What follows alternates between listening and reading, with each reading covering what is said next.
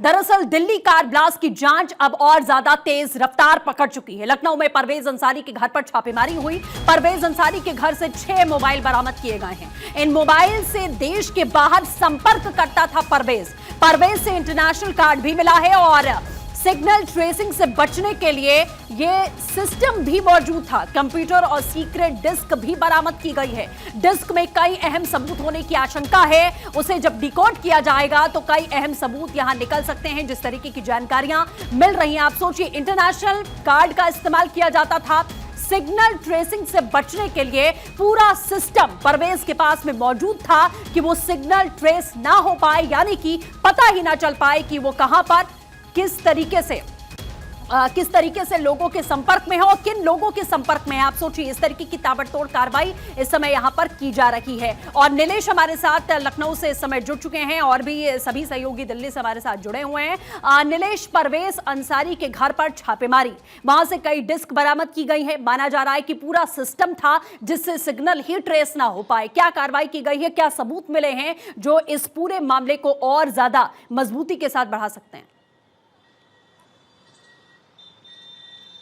देखिए, बिल्कुल डॉक्टर शाहीन के भाई परवेज अंसारी के घर पर कल सुबह Jammu Kashmir police, UP ATS, NIA की टीम संयुक्त रूप से छापेमारी करने पहुंची थी।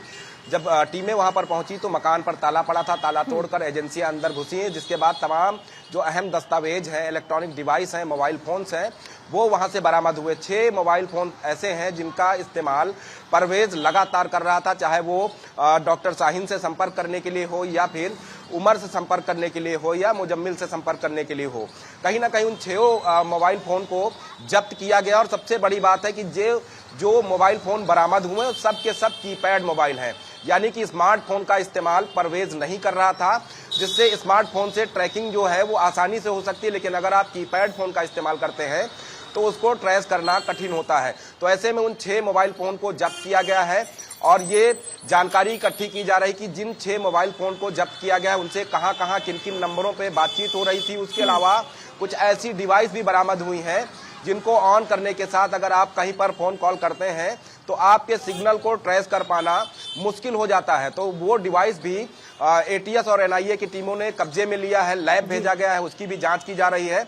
तो कहीं ना कहीं लखनऊ कनेक्शन की अगर हम बात करें तो डॉक्टर शाहीन के आज दूसरे भाई ने भी मीडिया से बातचीत करते हुए कहा है कि जो भी एजेंसियां उनके संपर्क में है, पूछताछ कर रही हैं, वो उनका सहयोग कर रहे हैं और हर एक सवाल का जवाब दिया जा रहा है और कोई भी एजेंसी किसी के ऊपर कोई दबाव नहीं बना रही। उत्तर प्रदेश सरकार का साफ तौर पे कहना है कि जो भी दोषी होगा उसको बख्शा नहीं जाएगा और जो निर्दोष है उसको परेशान करने की कोई जरूरत नहीं पड़ेगी। तो कहीं ना कहीं उसी तर्ज पर उत्तर प्रदेश के अंदर लगातार जो छापेमारी और पूछताछ का दौर है वो जारी है।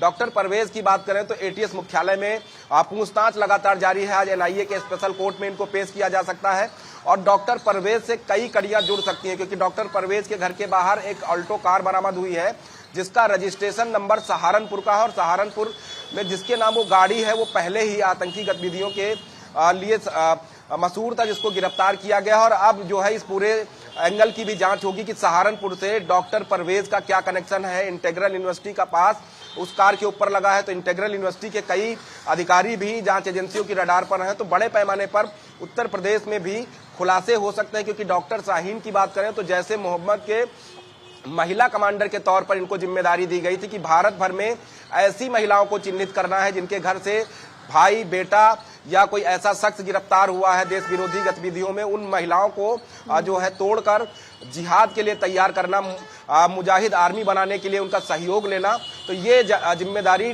डॉक्टर शाहीन को दी गई थी। तो उस पहलू पर भी जांच की जा रही है कि डॉक्टर शाहीन के संपर्क में उत्तर प्रदेश की कहां से महिलाएं संपर्क में थीं।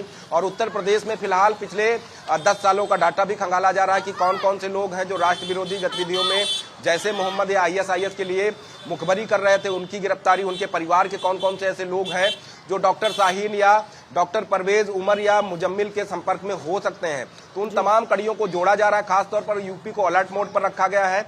नेपाल सीमा पर चौकसी बढ़ाई गई है। नेपाल सीमा पर NIA, ATS, crime branch, local intelligence unit के साथ साथ स्थानीय पुलिस को भी चौकसी बरतने के निर्देश दिए गए हैं, क्योंकि सूत्रों से जो जानकारी मिली है कि इनके लिए जो स्लीपर सेल के रूप में काम कर सकते होते हैं वो कहीं अगर नेपाल भागने की फिराक में हो तो उनको उत्तर प्रदेश में ही गिरफ्तार किया जाए।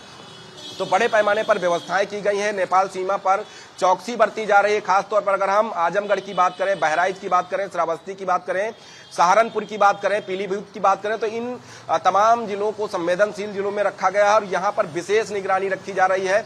लोकल इंटेलिजेंस यूनिट अपनी तरफ से जो है प्रयास कर रही है कि कोई ऐसा ठोस सबूत हाथ लगे जिसके बाद कई और चेहरे बेनकाब हो सके जो डॉक्टर शाहीन या डॉक्टर परवेज के संपर्क में हो, क्योंकि जिस तरीके से फरीदाबाद में बड़े पैमाने पर विस्फोटक और AK-47 राइफलें बरामद हुई, उसके बाद देश भर में गिरफ्तारियां हुई, उसके ठीक बाद जो है दिल्ली में ब्लास्ट होना और उत्तर प्रदेश में अलर्ट होना, उत्तर प्रदेश का कनेक्शन निकलना, उन तमाम पहलुओं पर बिल्कुल जांच की जा रही नीलेश, है। जैसा आप फिलहाल लगातार देखना बता होगा रहे हैं कि जब यूपी में भी किस डॉक्टर तरीके से परवेज ताबड़तोड़ को एक्शन NIA यहां पर को जारी है भेज दिया और यूपी ATS सक्रिय है, छापेमारी का सिलसिला यहां पर शुरू हो चुका है और माना जा रहा है कई अहम सुराग मिल सकते हैं। आप सभी हमारे साथ बने रहिए, बढ़ते हैं आगे।